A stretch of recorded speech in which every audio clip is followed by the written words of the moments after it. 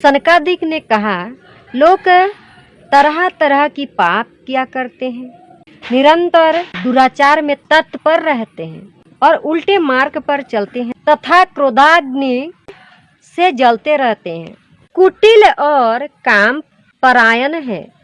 ये सभी सप्ताह यज्ञ सुनने से पवित्र हो जाते हैं। जो लोग सत्य नहीं कहते हैं ना, माता पिता की निंदा करते हैं, तृष्णा से व्याकुल रहते हैं तथा वर्ण और आश्रम के धर्म को नहीं मानते हैं, ऐसे दम्भी पाखंडी तथा दूसरों को उन्नति देखकर जलते हैं तथा मन ही मन कुड़ने वाले तथा दूसरों को दुख देने वाले भी सप्ताह यज्ञ सुनकर पवित्र हो जाते हैं। ये इस ही युग की बात है। संत श्री तुलसीदास जी ने यह समझकर कि इन कलियुगी जीवों की बुद्धि इस युग के कारण, इस युग के प्रभाव के कारण मलिन हो गया है, कमजोर हो गई है। देखिए कलियुग ऐसा है, कलियुग ना, आपके भीतर राक्षस, छल, कपट, मलिन, भगवान सब एक ही साथ है आपके देह में। अभी आप भगवान के प्रति प्रेम रहेगा, भक्ति रहेगा, थोड़ी देर में आपके भीतर ऐसा आएगा सोच कि बहुत दिन से मांस नहीं खाई हूँ, चलिए किसी को काट कर हत्या करके किसी जीव को खा लेते हैं, या किसी को अच्छे देखकर आप सुखी नहीं रहना चाहते हैं, जलते हैं। ऐसे एक ही मनुष्य के भीतर सब कुछ है। पहले सत त्रेता द्वापर में तो राक्षस जो होते थे ना, राक्षस, वो अलग होते थे।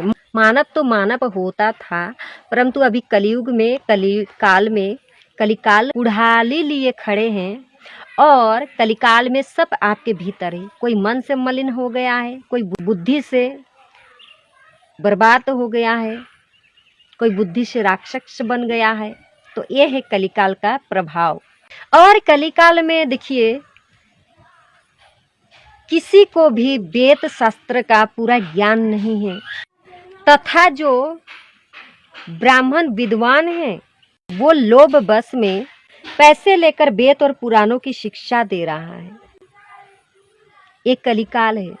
पहले क्या होता था, गुरुकुल में फ्री में पढ़ाया जाता था, परंतु अभी देखिए पैसा, अपने बच्चों को कोई एडमिशन भी नहीं कर पाते हैं। मैं सब ब्राह्मणों की बात नहीं कह रही हूँ, ऐसे हैं बागेश्वर धाम सरकार, धीरेन्द्र कृष्ण शास्त्री, अनिरुद्धाचार्य महाराज, वो लोग अपने निःशुल्क में पढ़ाते हैं बच्चों को, 150 बच्चों को शिक्षा दे रहे हैं अनिरुद्ध आचार्य जी। मैं ऐसे ब्राह्मणों की बात नहीं कर रही, ऐसे आपको मिल जाएगा कलिकाल में, मैं सबकी बात नहीं कर रही हूँ। ऐसे विषय परिस्थिति में लोगों की कल्याण कैसे होगा? तब उन्होंने लोगों के कल्याण के लिए श्री तुलसीदास जी रामचरित्र मानस की रचना की। लोग उनकी अवश्य ही निंदा करते थे, परंतु उन पर इससे कोई प्रभाव न पड़ा।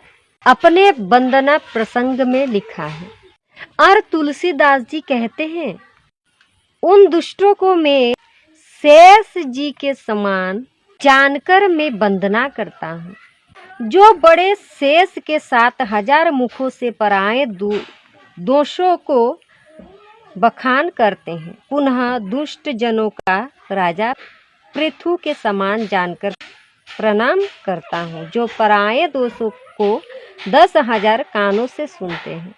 फिर भी मैं उन्हें हजारों सूरजों के समान नमस्कार करता हूँ, जिन्हें नीक सूरा मदिरा सदैव प्यारी लगती है, जैसे इंद्र को सूर्य अनिक देव सेना सदा प्रिय है, जिनको कठोर वचन सदा प्यारा लगता है।